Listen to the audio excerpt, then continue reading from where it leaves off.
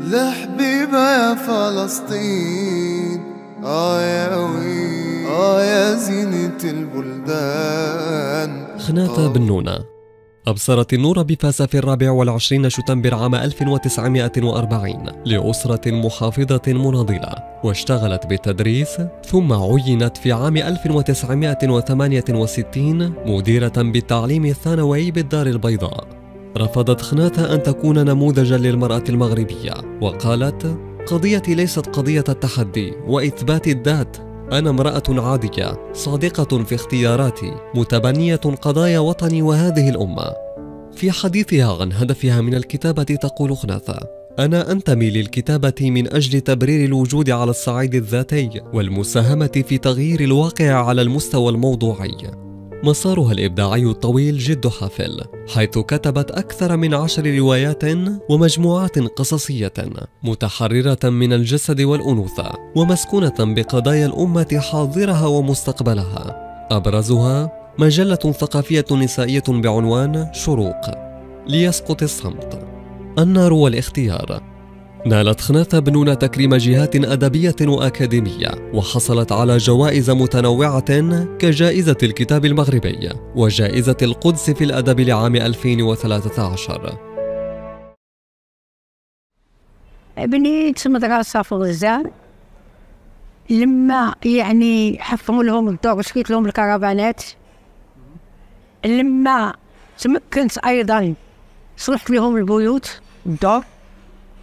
وحينما كنت أسمع السيدة ربة البيت يعطوني صورتها، صورة البيت كيف كانت ثم كيف أصبحت، والراية المغربية محفورة في الجدار، فهمتي؟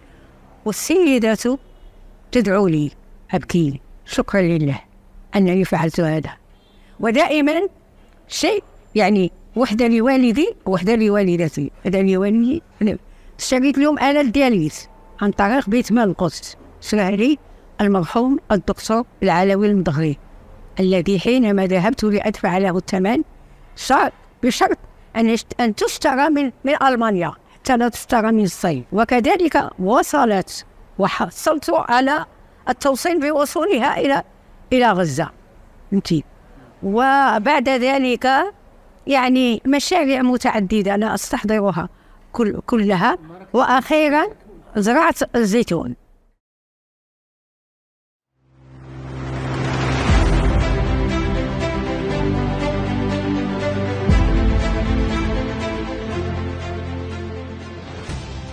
طبعا احنا بنشكر الهيئة العربية الدولية للإعمار في فلسطين، وبدعم من الأديبة المغربية خناثة بنونة على المساهمة في هذا المشروع في تشجير أشجار الزيتون في المناطق المهددة بالمصادرة والقريبة من المستوطنات الإسرائيلية.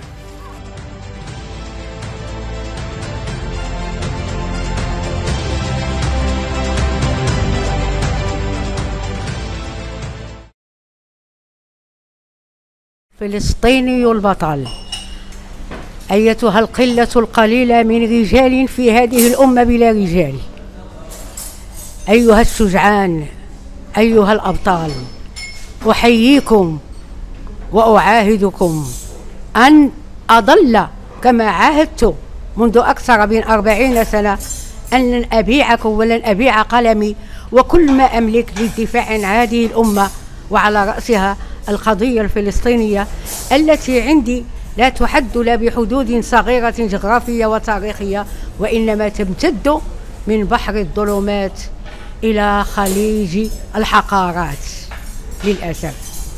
لهذا أنا أجدد العهد وأجدد الوفاء حتى ألقى الله، ولعل الأحداث الأخيرة ستأخذني إلى الله، لأنني لم أعد أتحمل إلا أن أكون في الصفوف الأمامية للمعركة لأموت شهيدة هذه الأمة، ولا حول ولا قوة إلا بالله. لحبيبة يا فلسطين، يا وين يا زينة البلدان.